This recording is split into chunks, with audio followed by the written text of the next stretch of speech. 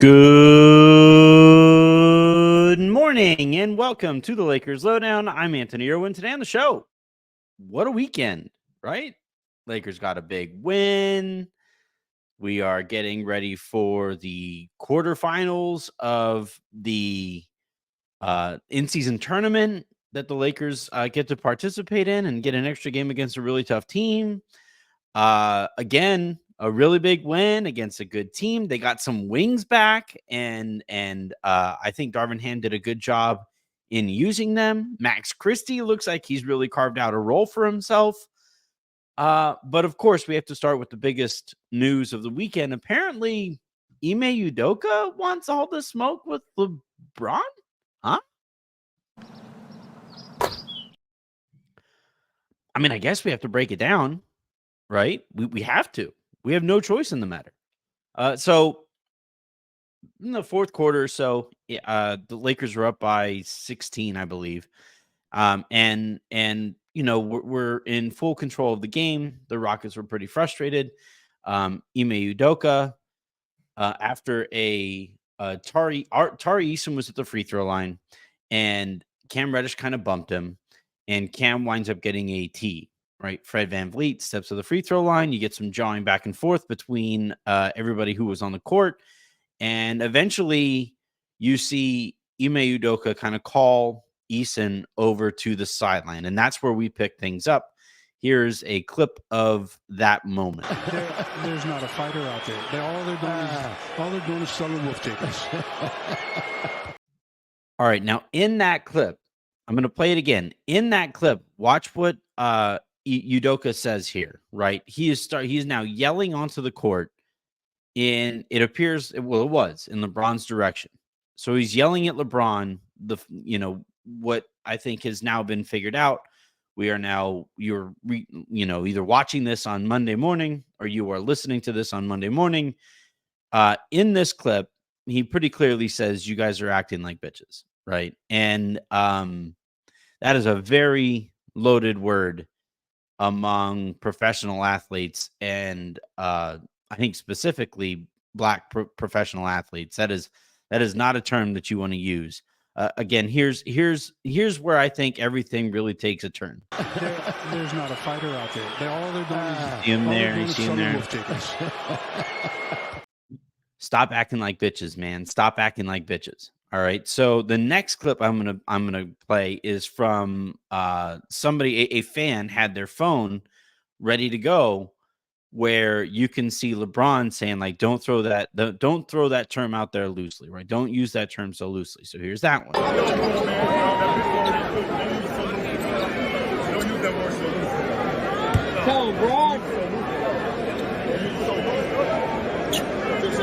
Don't use that term so loosely. Don't use that term so loosely. We're all grown men out here. Don't throw that term so loosely. And then the final clip, and this is where Udoka earns himself an early night. He already had a tee going into this moment. This is, I think, a super lame move on Udoka's part. Bonds more to this. Where you see him like, yeah, you don't like it. You don't like it. What are you going to do? You don't usually see. What are you going to do about it? You don't usually see stuff like this where coaches and players. LeBron picks up a tee, right? It's a double tee. So LeBron picks up his tee. Udoka picks up his second tee. Udoka is shown the door. And that is the night. That last clip, though, I'm going to play it again for those of you who are listening or watching on YouTube. By the way, subscribe on YouTube. This is a channel where you get all kinds of Lakers stuff, all kinds of nonsense like this, full breakdowns of an exchange, a verbal exchange between Ime Udoka and LeBron James. But here's that final moment one more time. Bonds more to this. It's a renaissance, is what it is. You don't usually see stuff like this where coaches and players. Incredible facial expressions. I grabbed some of my favorite facial expressions, so I'm gonna go in order of my favorites, top to bottom. Favorite to, well, no, we'll go the other way. We'll go not least favorite because they're all incredible to me, but this one's hilarious. This is right after the ejection happens, and this lady could not possibly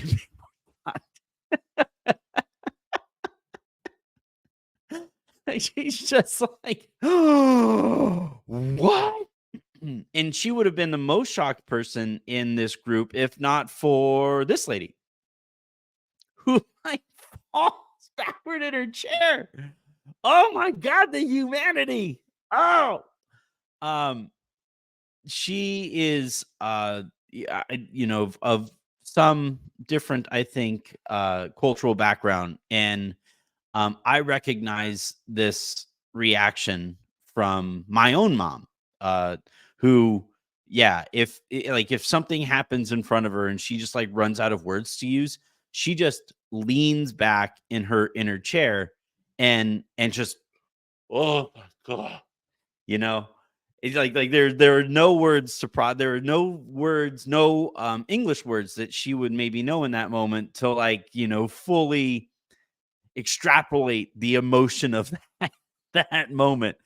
Then my next of my second favorite one is actually, this guy was kind of a star, of not the star, but a star, was this dude here who when the ejection happens is just, what?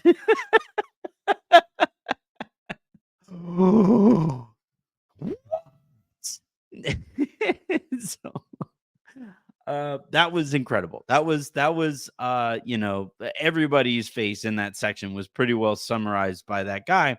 But the star of that clip, not LeBron, not Ime Udoka, not the referee who threw Udoka out, not even the either of the women who had no other response than to just cover their faces.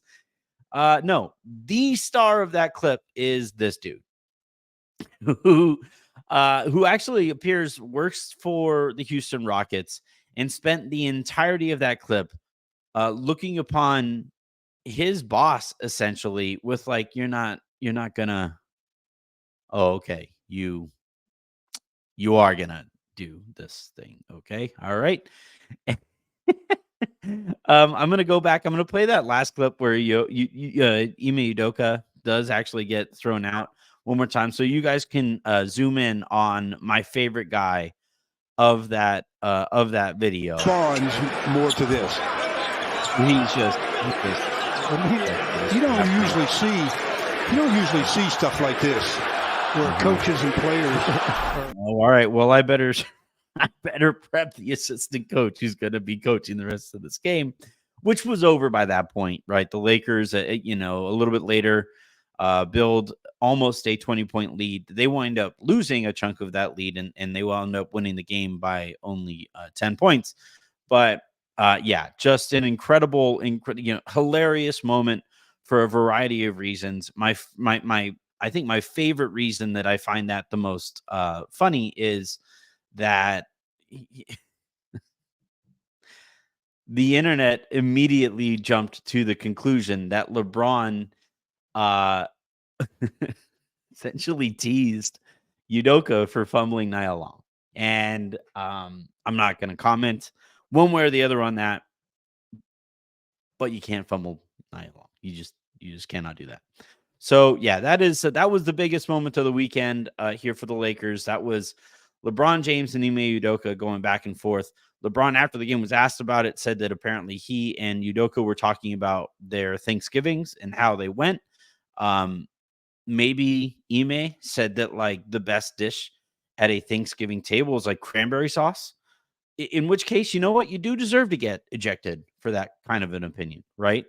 Maybe he said that the best way to prep a turkey is in the microwave, or to boil it, right? And if that was his take, then yeah, like he should not just be ejected from that arena, but probably like from society. But no, and I there is no real view here other than the second one that I played, where LeBron, you can't really tell what LeBron says in the seconds before Udoka gets thrown out, right? I thought LeBron handled it pretty well. Just telling him like, hey man, don't use that word. I don't like that word. We don't like that word. Culturally speaking, that is not a word that any of us are really cool with, especially in this kind of a setting. Udoka, I thought, took the super lame way out and was like, we'll do something about it then, right? Which of course, like, telling somebody to do something about something when you know that that person like cannot or will not do something about it is about as lame as it gets, right? And like he knows LeBron is not going to get himself ejected out of that game for being called a bitch or whatever. Like that is not something LeBron clearly didn't like it, but like LeBron's not going to let it escalate to there. He's been called worse over the course of his career, whether it's by peers and certainly by fans. And you know that you aren't going to like escalate the situation to get LeBron thrown out of the game and completely shift momentum in your team's favor. In this case, Udoka gets thrown out. Lakers go on to win, and honestly, I think justice is pretty well served. I'm really kind of curious. The league kind of took a couple days off. So the Lakers played on Saturday night. There were no games Sunday, and basically no news Sunday. I'm kind of interested if we're ever going to get like some report about Udoka, like challenging a player to a fight essentially on the sideline. Like that isn't exactly behavior that would remain consistent with a leader in that spot. But hey, it's Ime Udoka, and we've never heard of him acting a fool in the workplace. Nope, not ever. Let's talk about the game though. And the game itself was a fun one. I was not able to watch it live, but I did go back and I did rewatch it, and I did have a couple notes here from it. First and foremost, man, was it nice to have a fuller collection of wings to throw at the Houston Rockets, right? Who do have some perimeter scoring, and you look at some of the nights that their perimeter scorers had, right? Jalen Green went 4 of 15, 1 of 6 from 3-point range, en route to 10 points and a -6 on the night.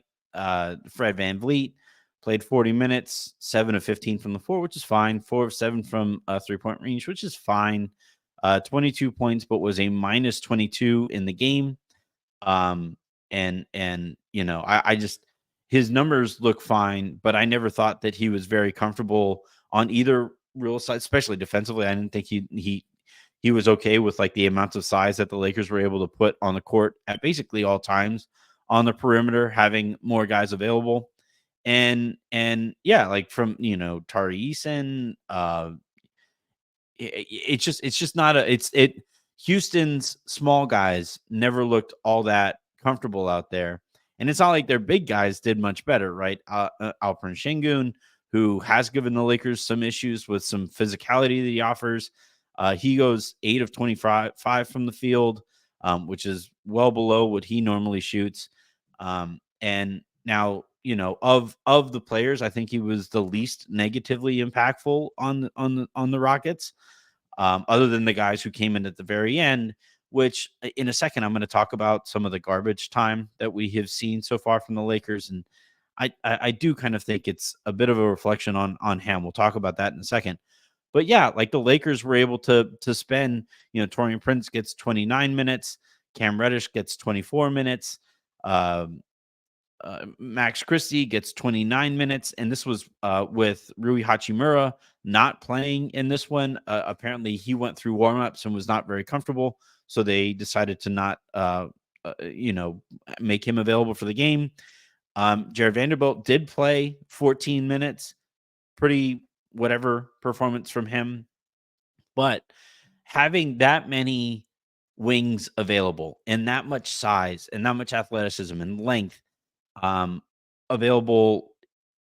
The thing about wings is they are inherently, unless you have an Anthony Davis, which the Lakers do, thankfully, but wings are typically going to be your most versatile defenders. And in this case, when you have multiple wings on the court, as the Lakers did because of the minutes allocation, where sometimes you have Max and Cam out there. Sometimes you have Jared and Max out there. Sometimes you have Taurean and Cam out there, or you have Taurean and two more defensive-minded wings.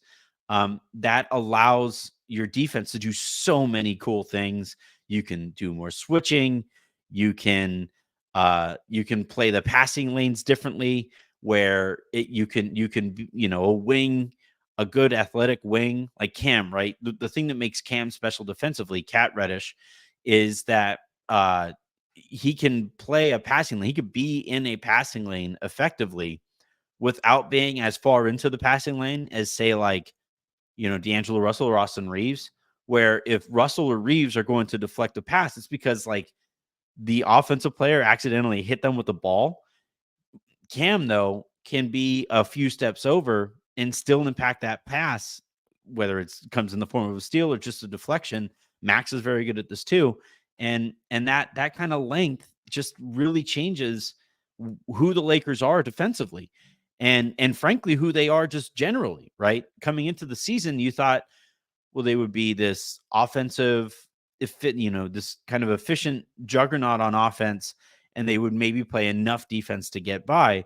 But with the way that this roster is built, and with the impact that guys like Cam Reddish and Max Christie have already had on this season, it's pretty clear that the identity is actually kind of close to that championship team, where they actually make their billing, they make their name on the defensive side, and they, just suffocate you when it comes time to try to get a bucket in some of these meaningful moments, whether that's in the fourth quarter or whenever. The Lakers, with that group, the group of wings that they have at their disposal, they can shut water off. And that is in this era of these high powered offenses, zigging where everybody else is zagging and focusing on just getting the ball through the hoop as often as possible. And if you can have an effective defense, and look, it remains to be seen if the Lakers can be, as effective as they need to be defensively to be able to zig where everybody's zagging, or zag when everybody is zigging, however you want to do it. If the Lakers are going to be that kind of a defensive team, then then that makes them really difficult to deal with in the playoffs, because that is something, shutting teams water off. That is something that, like, maybe two or three teams can effectively do in the postseason. And with this many wings, and if Ham properly utilizes all of those wings, that is a dangerous, dangerous defense that allows you to get out in transition, allows you to make up for what the poor shooting that the Lakers have had to start the season. I don't think it's a coincidence that, and the Lakers still didn't shoot particularly well from 3-point range. They went 8 of 27 from there. But you look at their wings, right? Max Christie, he went 3 for 3. Torian Prince went 3 of 5. He's kind of progressing to the mean recently. Um, and Austin, he went 1 of 4, which isn't great, but like, I think that the wings who have had more pressure on the 3-pointers that they have shot, you feel that pressure a little bit less when, like, everything doesn't feel like it's riding on those shots. If the Lakers are able to get out and get some easier baskets, that doesn't make it as crucial that you knock down every single three that you have. So the fact that the Lakers were able to shoot worse from 3-point range, and they made fewer 3-pointers than the other team. They did get to the line more than Houston did, and made 19 free throws compared to the 14 that Houston made. That helps make up for the 9 points that you're surrendering on the in the 3-pointer department. The Lakers grabbed 9 offensive rebounds, compared to Houston's 11. Again, the math is starting to shift in your favor, against you here.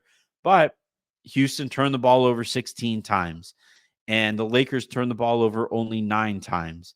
And that difference there is how you kind of offset the math, right? I've talked a lot about the series of stats that really made me nervous here. At some point, the Lakers needed to do something to bring that math a little closer to in their favor. And in this case, they did so by turning Houston over, making them uncomfortable wherever they were on the court. And I think that at least until guys are more comfortable in the 5-out, or until 5-out is just scrapped altogether. I think their most effective identity is a shit ton of wings, LeBron and AD, physical, versatile, athletic, up in your face. You do have your skill guys, right? You're still going to play Austin. You're still going to play D'Lo, but your wings, between LeBron and Rui and Vando and Max and Cam and Torian, and even like AD when he's moving the way he's like capable of moving at his absolute best, he moves like a wing too. So when you have that much defensive versatility and that much length, that to me is the approach that I would take here moving forward from the Lakers. And it'll be really curious to see how Darvin does that, right? You did see Christian Wood play in this one. He played 11 minutes and Jackson Hayes played only 6. I think all of Jackson's minutes came when the game was basically decided. So it looks like Wood is still going to have a bit of a role here. But, if the Lakers do roll with, a ton of wings and whatever, that means that Wood's stints are they're going to be a little bit more limited, but I think they're going to be more effective because he won't be playing next to Jackson. And instead, he'll be surrounded by a bunch of wings who will kind of stymie the amounts of guards who were driving in on him to this point in the season, and maybe make him more comfortable on defense. And then maybe by not being next to Jackson Hayes, maybe he'll get a more a more consistent type of diet, shot diet that makes him more comfortable on the court as well. I don't think it's a coincidence whatsoever that the Lakers got all their wings back essentially and looked completely different. That's what Ham said. That's why I was reluctant to fully shit on the Lakers while they were struggling without all of those wings. Like I'm telling you, I've been saying this for years. This was one of the first epiphanies in my analysis of the sport is wings are the key to good basketball. And when you have more of them and you have better wings than your other team, that gives you a real chance at beating just about anybody. And the Lakers looked great when they had, something closer to their full selection of a wing group that I think is quite strong. Also important, right, is that the Lakers now on Tuesday will be playing the Suns with a fuller selection of those wings, and they'll be well rested, right? They played Saturday, so you took Sunday off, you took Monday off, now you play again on Tuesday, so everybody's nice and well rested for this game. And seeing as Phoenix now, I believe, has Devin Booker back. I don't believe that they'll have Beal back. I'll have to check, but as of the time that I'm recording this, I don't believe that Beal is going to be able to go in this one. But you do have Booker, you do have Kevin Durant, and that makes it that much more. My tension is somewhat eased, and my anxiety is somewhat eased, given that you have Jared Vanderbilt to throw at Devin Booker. You have Cam Reddish to throw at either of those guys, and you have Max Christie to throw at Devin Booker. I'm really curious how he handles that one. And the Lakers, I think, have enough to make Devin and Kevin work at just that little bit harder than most teams are going to, and that slight step back. If you can make those guys just slightly less effective, slightly less efficient than they are normally, then that is essentially the entire identity of the Phoenix Suns. And it gives you a pretty good chance on your end to have played enough defense to, force them to really have to get a few stops themselves. Something that, Frank Vogel is a very good defensive coach. They're playing, I think, pretty good basketball on that side of the ball. I mean, clearly they're winning enough, even while not typically having all three of their stars available. And it's going to be a fun game. It's going to be an interesting one. That the Lakers are probably going to play hard now that this is a single elimination. I'm really curious how this is going to go, how it's going to look, and all of those things. Just don't tell anybody whatsoever that you heard me say that I'm looking forward to an in-season tournament game. All right. That is going to do it here for this episode of the Lakers Lowdown podcast. Again, please rate, review, subscribe, all of those things, wherever you get your podcasts or here on YouTube. The channel continues to grow. So I greatly appreciate your guys' help in doing that. And then a little bit later today, I'm still working on the time, but a little bit later today, I'm going to be having a conversation with Cranjus of the Lakers Exceptionalism podcast. He does great analytical work. He's a supremely intelligent person, but he and I are going to battle it out about shot diets and how, I think sometimes there can be a little too much focus on efficiency, and it can sometimes make players a little bit worse or a little bit less impactful than they necessarily could be. Specifically Anthony Davis. So make sure you guys keep an eye out for that. That will probably be held. That conversation will be held live here on YouTube, and then obviously converted into a pod for you guys to enjoy whenever you choose to enjoy it. So until then, and until the next time you guys hear from me, I'm Anthony Irwin saying have a great rest of your day. Make somebody else's, and I will talk to you mañana.